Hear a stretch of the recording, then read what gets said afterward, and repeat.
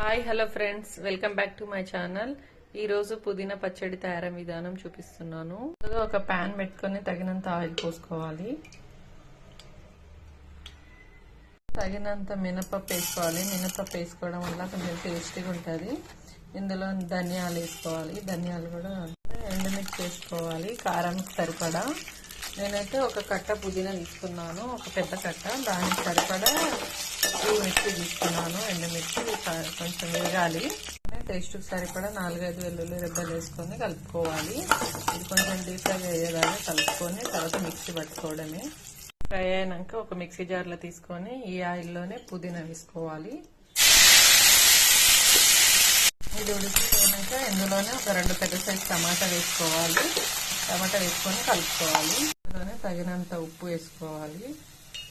ఉప్పు వేసుకొని కలుపుకోవచ్చు. ఇప్పుడు ఇది టమాటా కొంచెం ఉడికిపోయిందండి. ఉడికిన తర్వాత తగినంత ఉప్పు వేసుకోవాలి.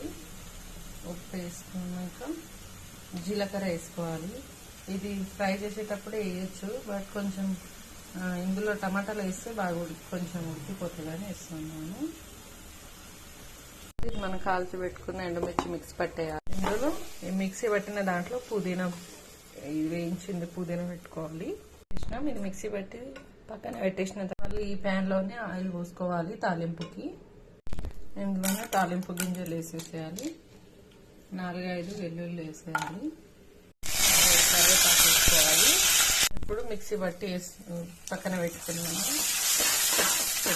అంతే అండి, పుదీనా పచ్చడి తయారీ విధానం అయిపోయింది. ఇది వేడి వేడి అన్నంలో వేసుకొని తింటే సూపర్ ఉంటుందండి. మీరు కూడా ట్రై చేయండి, చాలా బాగుంటుంది.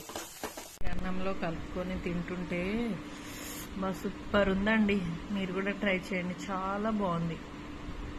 ఓకే అండి, నా వీడియో కనుక నచ్చితే లైక్ చేసి సబ్స్క్రైబ్ చేయండి.